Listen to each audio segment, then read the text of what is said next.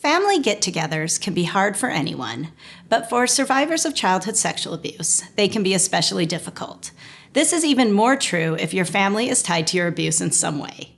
Here are some tips to help you enjoy this time of year. Tip number 1, remember that you are the expert on your own life.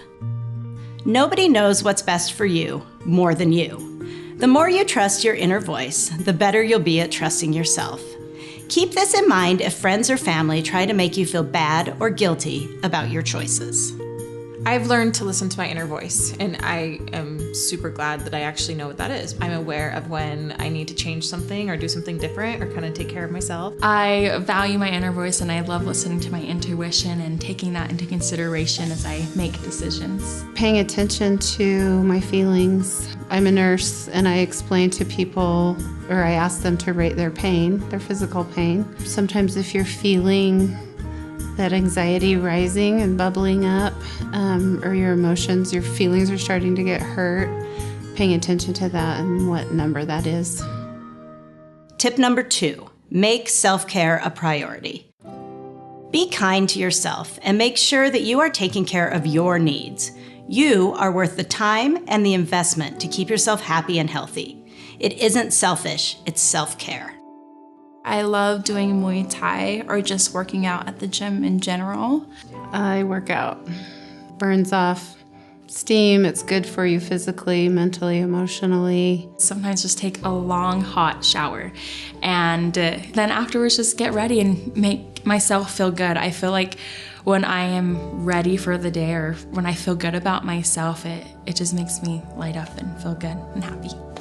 In order to take care of myself in situations where I know I may be triggered or I might have something come up that's maybe uncomfortable, if I'm traveling, I always bring my running shoes. Running is a way for me to kind of just totally chill and care for myself and take care of myself in any situation, so I always pack my running shoes. Tip number 3, make a plan for triggers. Triggers may happen, so decide ahead of time how you're going to deal with them. Make a list of your go-to grounding techniques and proactively face triggers instead of reacting in the moment. I will ground myself in the present. There's no way that I'm going to be back in that situation, and my life's pretty great right now. So when I remind myself of that and think of the things that I have right now today, I can be relieved from some of that pain from triggers. I start to remember what I have done in the past, like deep breathing, where you breathe in for 4 seconds, you hold for 2, and then you let out for 6. One time when I was in therapy, they suggested for me to practice safe place. And so I have a safe place that I take myself kind of in my mind where I go and I focus on something else and I do deep breathing, things like that. If I can catch it in the beginning, then we are good to go. Tip number 4, reach out to a friend or your therapist. Before you go into a potentially stressful situation, talk to someone you trust and let them know where you'll be and when. Ask if you can call or text them during that time.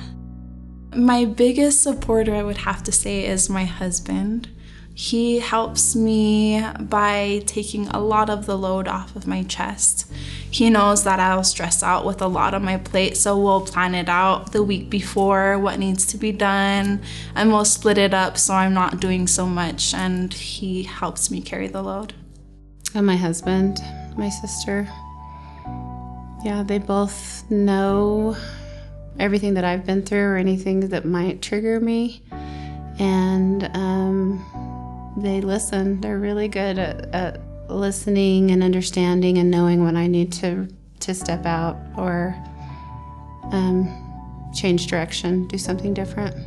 My biggest supporter would be my friends, family, and coworkers. I feel very close to all 3 of those networks and very open with them. And I think that's the biggest thing with me is I'm a very open communicator, so they're able to feel open with me as well. My go-to people are my parents and my husband and my brothers and their wives. I know that sounds like a lot of people, but I've really tried to create a circle of trust that I feel safe in and people that I know are going to be everywhere I am for the holidays. So the more the merrier for me.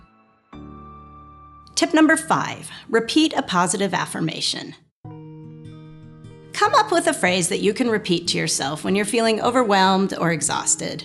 Something as simple as, I am strong, will do.